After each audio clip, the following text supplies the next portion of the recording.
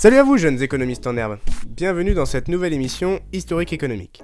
Pour faire simple, je compte vous faire connaître des grands noms de l'économie, allant de l'Antiquité avec des hommes comme Aristote, jusqu'à nos prix Nobel les plus récents comme Jean Tirole.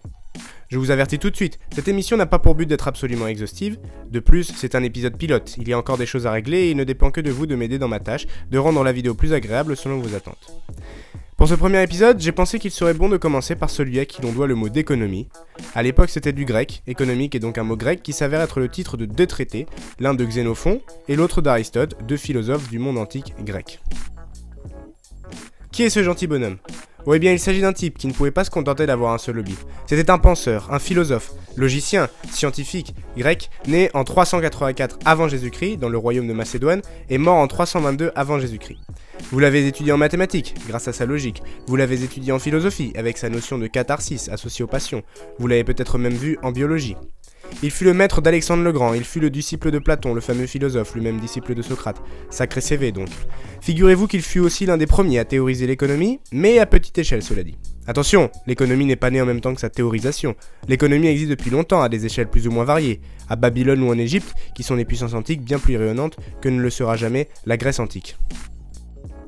Le traité d'Aristote traite de l'économie comme étant la connaissance des lois permettant l'optimisation des biens d'une maison. La maison est considérée comme unité de production d'une famille ou d'un clan, ce qu'on appelle aujourd'hui les ménages. Aujourd'hui on a l'optimisation fiscale, et bien à l'époque c'était de l'optimisation des biens d'une maison grosso modo. La richesse est considérée du point de vue de l'abondance des biens produits et de leur utilité, et non pas leur valeur sur le marché comme bien souvent aujourd'hui. L'accumulation de monnaie par le négoce, donc le commerce, fait l'objet d'une autre discipline qu'Aristote appelle crématistique et qu'il considère comme stérile, voire déshonorante. Et oui, il est l'un des premiers à cracher sur l'accumulation sans but productif de monnaie. Il critique donc par extension des problèmes plus contemporains, comme les rentiers et bien d'autres milliardaires spéculateurs que l'on connaît bien aujourd'hui.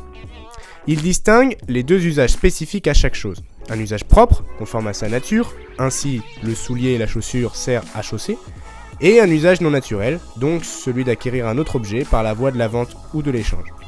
C'est la distinction entre valeur d'usage et valeur d'échange qui sera reprise par les économistes classiques et par Karl Marx plus tard. Donc, c'est une référence dans toutes les disciplines.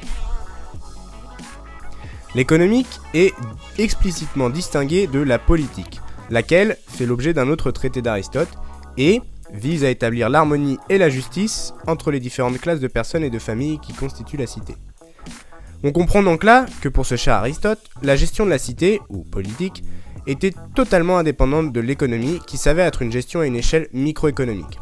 C'est donc l'économie à l'échelle des individus. Aujourd'hui, c'est impensable.